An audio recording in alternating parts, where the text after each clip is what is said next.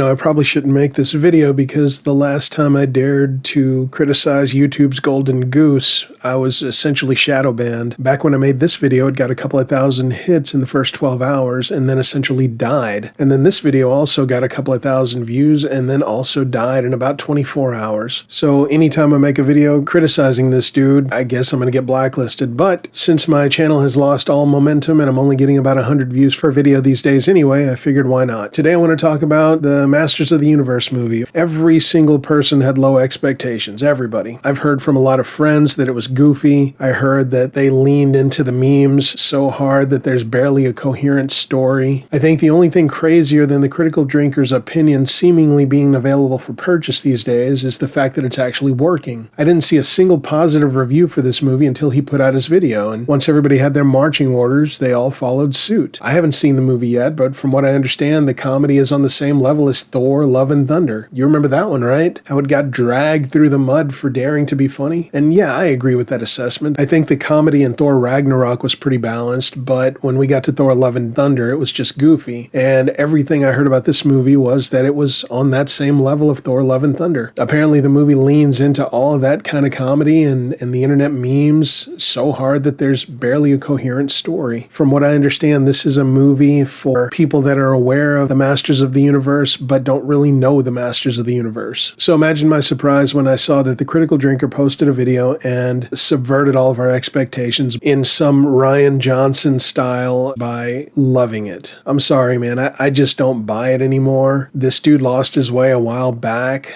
I think I jumped off right around the time he was criticizing Thunderbolts, not necessarily because I thought Thunderbolts was some award-winning film, but because his whole assessment of that was just so disingenuous. And since then, he's been subverting expectations left and right, loving things that clearly sucked like 28 years later. It just seems like every time I turn around, this dude is offering a contrarian opinion. And the thing is, when you've watched somebody as long as we've all watched The Critical Drinker, it's easy to guess where he's going to land on certain things, but lately that just hasn't been the case. I think when Fantastic Four First Steps came out, that was a big shock to me because that was a girl boss movie like I talked about in this video.